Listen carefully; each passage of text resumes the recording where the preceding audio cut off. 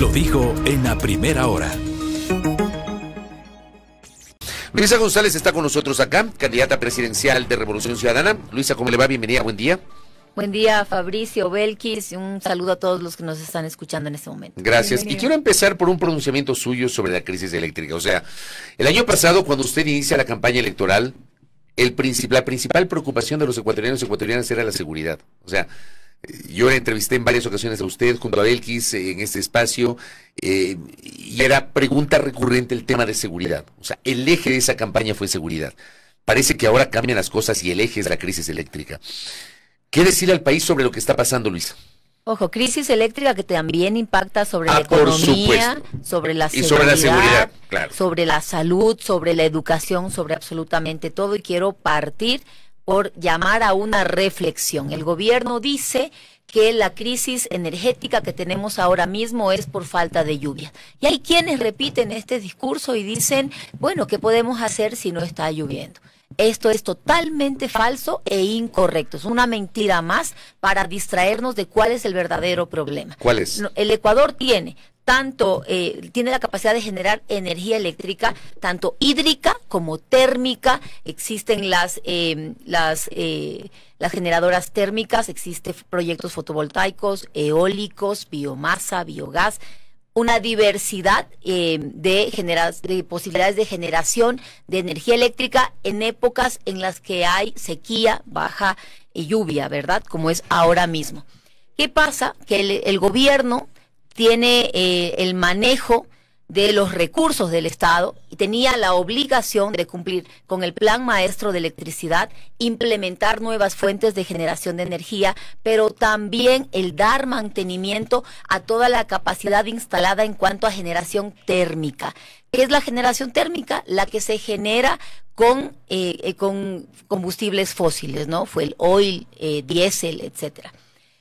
En este caso, el gobierno tenía 60 millones de dólares para dar mantenimiento a todo el sistema energético del país. De esos 60 millones de dólares, apenas habían usado el 2%, un poco más de $1 millón. Es decir, no le dieron mantenimiento a la capacidad instalada para generar energía desde la generación térmica. Y vamos a ejemplos concretos. Por ejemplo, en Guayas, entre Guayas y Santa Elena tenemos lo que es la Electroguayas, ¿verdad? En Electroguayas tenemos la capacidad de generar cerca de 800 megavatios, ¿Qué pasa? Que para septiembre de este año, cuando ya empiezan los apagones, Electroguayas estaba trabajando a la mitad prácticamente de su capacidad. Y unidades como el Salitral, que podían producir cerca de 200 megavatios, apenas estaban produciendo 80 a 90 megavatios. Es decir, perdíamos cerca de 120 megavatios solamente en una unidad generadora de energía. ¿Y qué pasa? Que en lugar de arreglar, de dar mantenimiento y de hacer que entre a funcionar todo el parque térmico y evitar estos apagones, el gobierno no le da mantenimiento y prefiere contratar la barcaza. Una barcaza que no nos llega a dar los 100 megavatios, que era lo que se había comprometido, que salía mucho más barato y más rentable para los ecuatorianos, que le den el mantenimiento a toda la capacidad instalada en cuanto a energía térmica. No lo hacen y se contrata la barcaza. ¿Cuánto le va a costar al Estado ecuatoriano la barcaza en total al final del periodo? 420 millones de dólares. Pero a ver, Noboa se posesiona el 23 de noviembre. Noboa tiene 11 meses en el poder. Mi pregunta es, ¿en estos 11 meses hubiese logrado garantizar un mantenimiento térmico de tal forma de obviar la contratación de la barcaza de emergencia, Luisa? Por supuesto que sí. ¿Sí se hubiese podido hacer? Por supuesto que sí. Solamente una de las unidades generadoras dentro de la unidad de negocio de Electroguayas, que es el Salitral, ahí perdíamos 120 megavatios. ¿Cuánto tiene la barcaza? 100 megavatios, que ni siquiera los llega a entregar. Con esa unidad de Salitral se podía suplir lo que está generando la barcaza. Por supuesto. Incluso generando más que la barcaza. Más que la barcaza. Y no solamente eso, Jibino Verde, ahora que vengo recorriendo sucumbíos. Jibino Verde tenía 3 unidades generadoras con una capacidad de producir un poco más de 100 megavatios. la desarman, dejan una sola unidad generadora que produce 40 megavatios. Pero actualmente está funcionando la mitad, solo 20 megavatios. Es solamente la voluntad política de poner a funcionar nuestra capacidad instalada. Sucumbíos tenía generadoras con la capacidad de atender toda la generación, todo lo que consume Sucumbíos dentro de lo que es hogares, ¿no? Que son 80 megavatios. Se pudo haber atendido, no se da mantenimiento, se deja desmantelar toda la capacidad térmica de la provincia y hoy día solo producimos 20 megavatios. Pero es importante aquí tener en cuenta, Daniel Noboa miente desde la candidatura, pasando por el debate, y ahora gobierna también en base a mentiras. Anunciando que tenía un plan, ¿no? Él anunció que tenía un plan, que en 9 meses iba a tener controlado el tema eléctrico y que tenía un convenio ya con Israel. Mintió. Él se posesiona en noviembre, ¿correcto? ¿Cuánto tiempo le hubiera costado el mapear toda la capacidad instalada entre energía hidráulica, térmica, biomasa, biogás, eólica, fotovoltaica?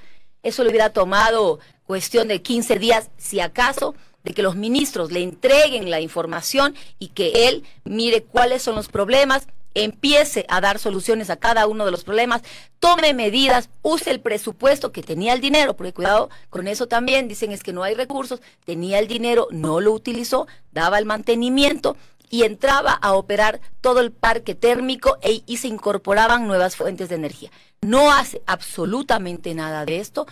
No sé si por desconocimiento, por incapacidad, por improvisación, porque no tiene equipo para trabajar, para gobernar el país, y aquí es importante recalcar, no es lo mismo manejar una empresa privada, un banco, una bananera, que manejar el Estado ecuatoriano.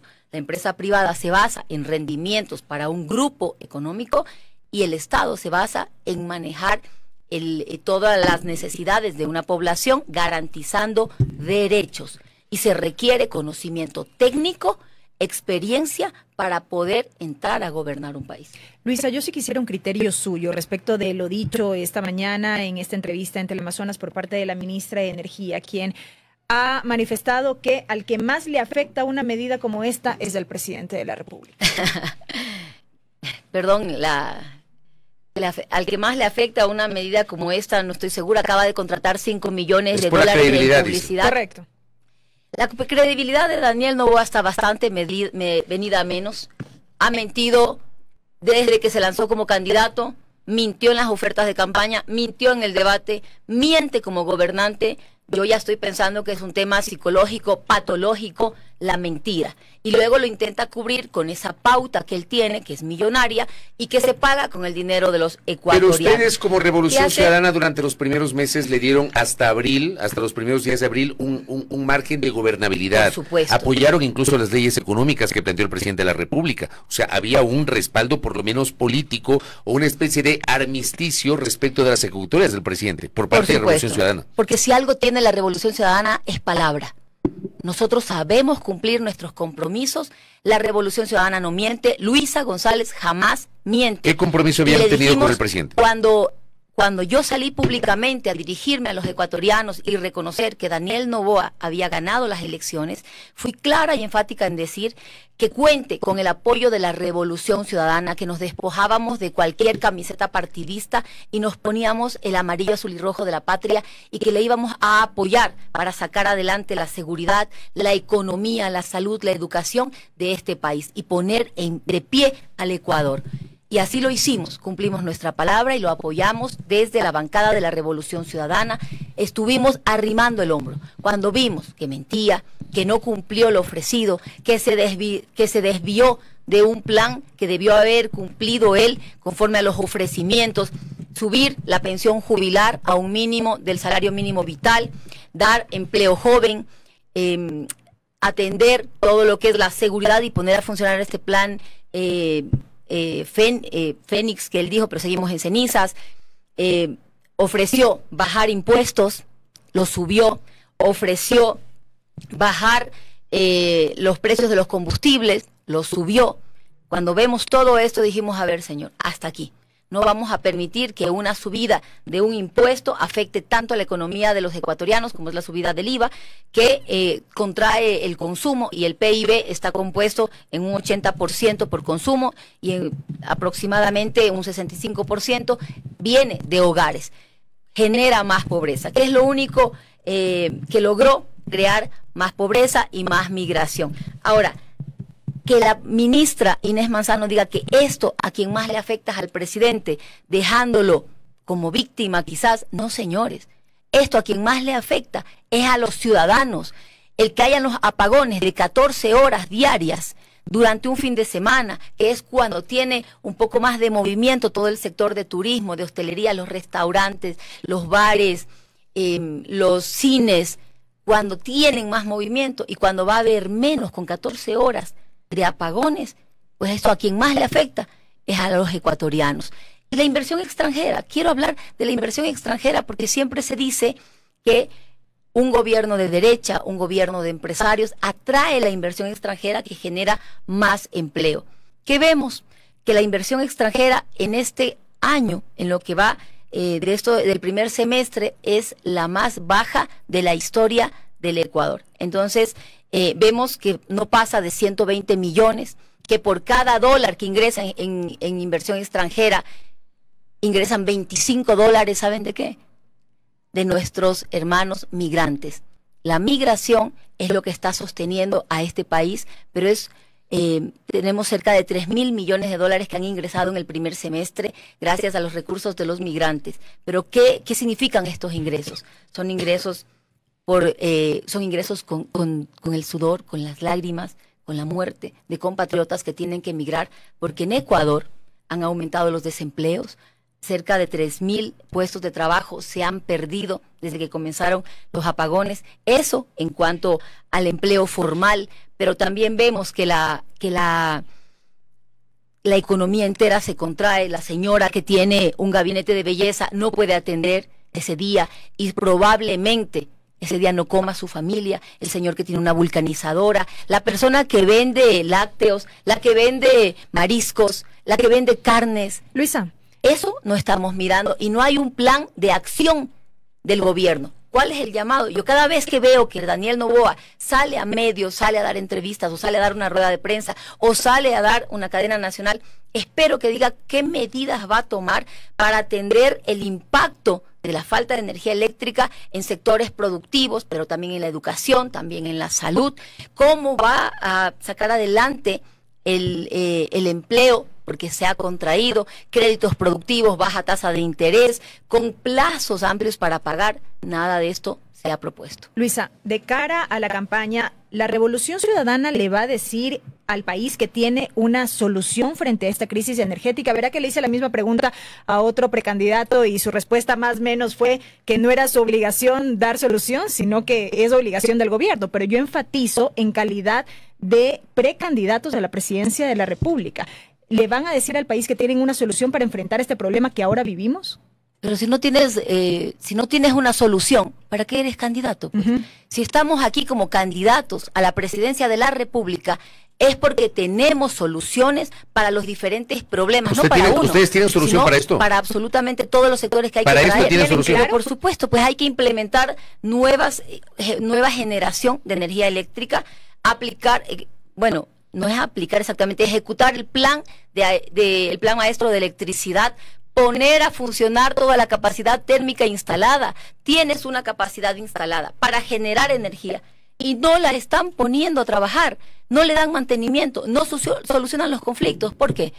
Porque les conviene más hacer contratos con ciertas empresas, con barcazas, que esto le da rendimientos a ciertas familias, pero le afecta a la economía nacional. Entonces, parte de la solución es poner a funcionar toda la capacidad instalada de generación de energía térmica, biomasa, eólica, fotovoltaica, pero adicionalmente implementar nuevas fuentes de energía, que sí se lo puede hacer, que va a tardar, no les digo que sea esto en 4 meses, puede tardarnos unos 6 meses en tener ya previsto las nuevas fuentes de energía, pero el poner a funcionar el parque eléctrico ya instalado, eso no te puede tomar más de 3 meses, siendo exagerada en la fecha. Usted cuando dice hay que retomar el plan maestro, ¿se refiere al plan maestro que quedó en 2017 y que no lo ejecutó el presidente Moreno? Yo hace un par de semanas tuve acceso a una información que también la comenté con la audiencia,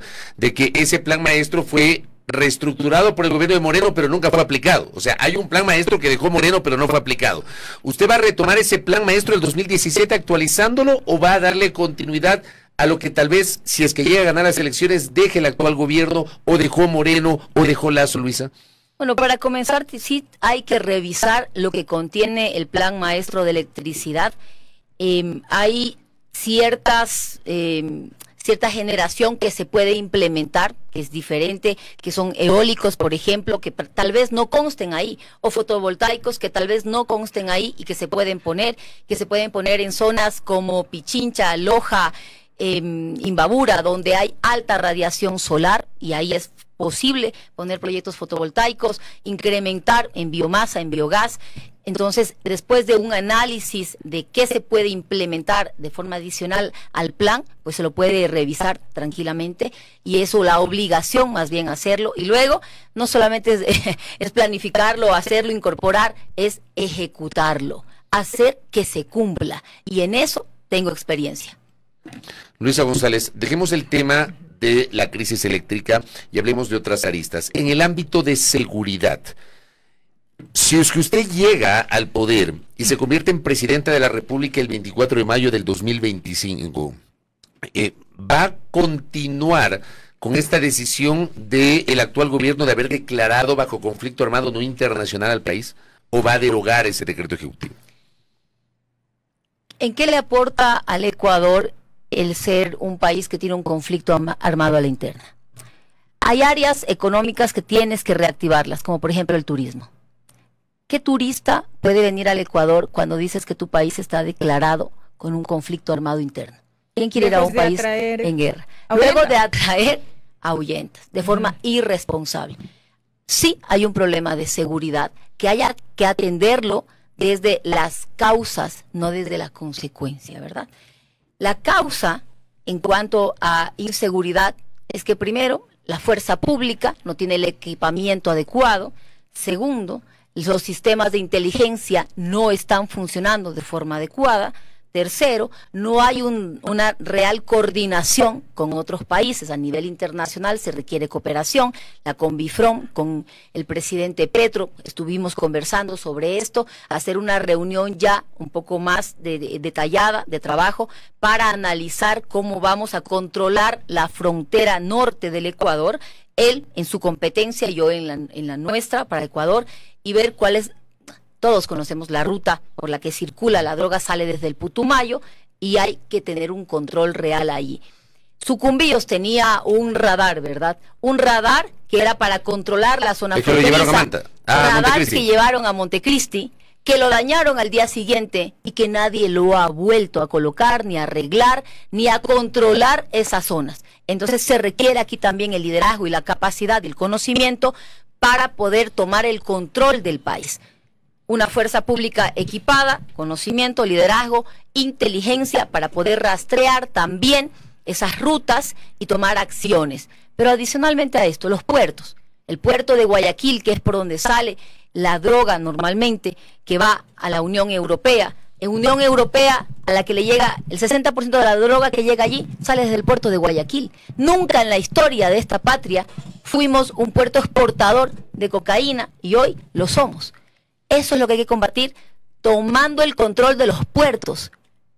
Hablamos en campaña sobre militarizar los puertos. El presidente Noboa dijo que también él iba a militarizar los puertos. ¿Qué hemos visto? Que no se ha tomado el control de los puertos. Derogar un decreto ejecutivo que firmado en el gobierno de Guillermo Lasso, que permitió que se aumenten los cupos de exportación de banano sin hacer el verdadero la trazabilidad de cuánto están produciendo las bananeras, cuántos contratos están firmados, cuánto es la capacidad real de exportar. ¿Por qué menciona esto en el ámbito de la seguridad? ¿Por qué menciono esto? La violencia que vivimos, los grupos delictivos organizados, se manejan como una industria. ¿Una industria vinculada a qué? al tráfico de armas y a la venta de droga. ¿Droga que sale en qué? Mayoritariamente en los contenedores de banano. Otro cambio regulatorio que hizo Guillermo Lasso fue quitar el doble control a los contenedores de banano y dejó un solo control, que es el momento en el que se embarca el producto en el contenedor. Se cierra, nadie lo vuelve a revisar. Pues volver a poner ese doble control para que en aduanas se pueda verificar qué hay en esos contenedores de banano. Entonces, estos controles también son necesarios. Pero por otra parte, una causa generadora de violencia también es el hambre, la pobreza, la falta de acceso a salud, a educación.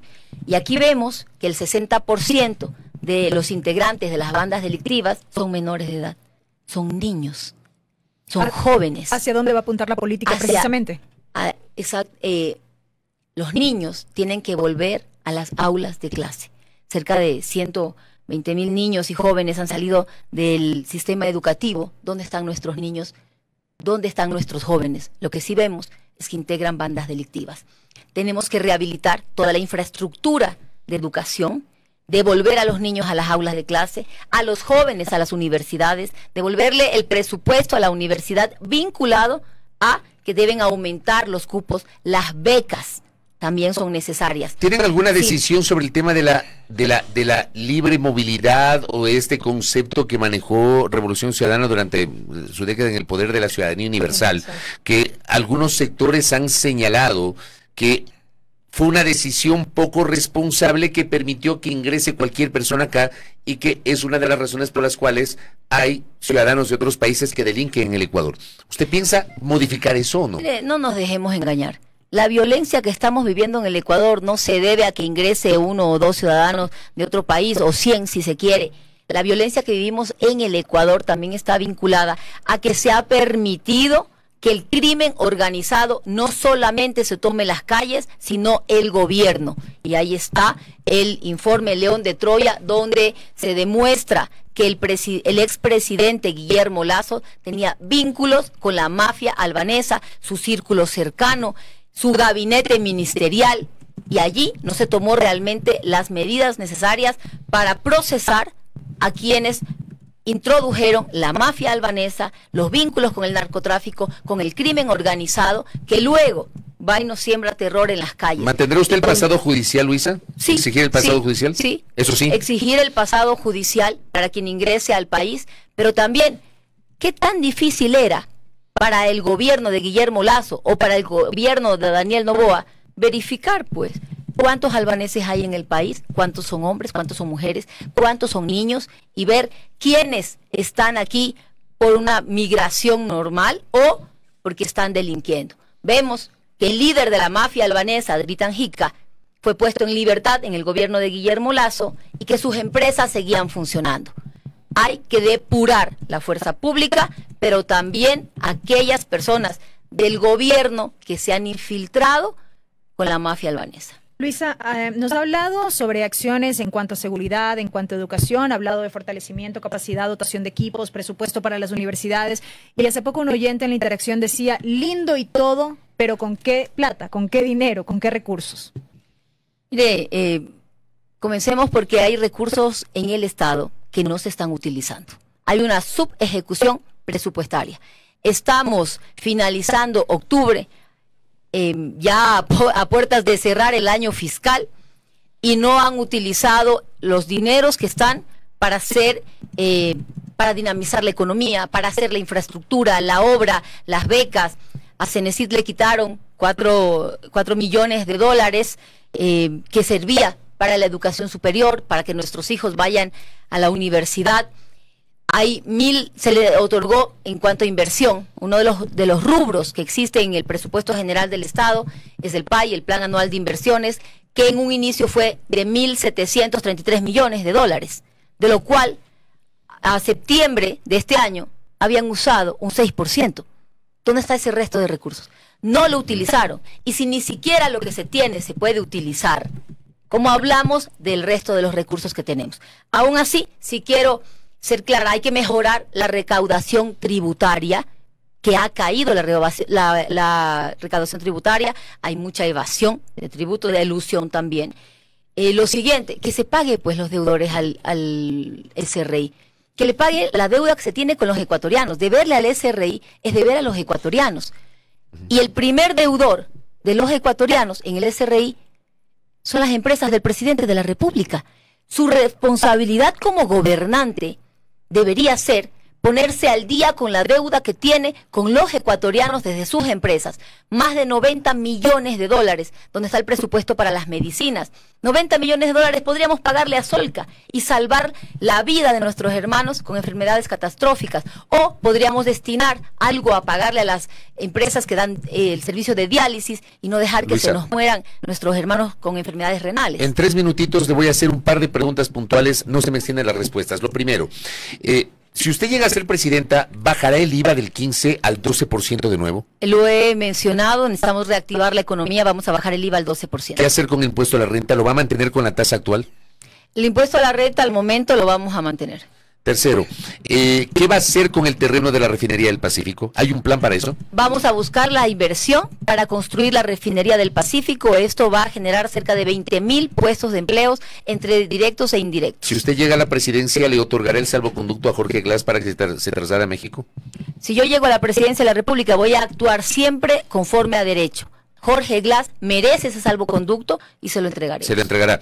¿Qué pasa con el tema dolarización? A ver, este es un tema, yo decía ayer o anteayer, publiqué yo un post en ese sentido porque otra vez están hablando de la dolarización y citan un documento que escribió Diego Borja. Resulta que investigando es un documento que escribió en el año 2000, o sea, meses después de que se adoptó el modelo de dolarización, pero 24 años después ya mencionan que Diego Borja escribió un documento que dice una vía ordenada para salir de la dolarización. Sí, le quiero insistir en esa pregunta que varias veces hemos conversado. ¿Qué plan tienen sobre la dolarización? Y con eso cierro, Luis.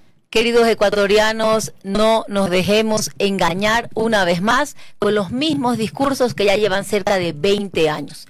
Si alguien ha sabido mantener la dolarización, protegerla, sostenerla, somos la Revolución Ciudadana. La dolarización se mantiene. ¿Y cómo se protege la dolarización? Generando empleo, generando productividad interna, producción interna para exportar y que ingresen los dólares para sostener la dolarización, siendo redundante. Así que la dolarización se mantiene como lo hemos dicho claramente en los diferentes espacios. Luisa González, gracias por el tiempo. Gracias. Luisa González, candidata presidencial de Revolución Ciudadana, aquí en A Primera Hora. Le comprometemos también para que en el curso de la campaña nos acompañe acá en nuestro espacio.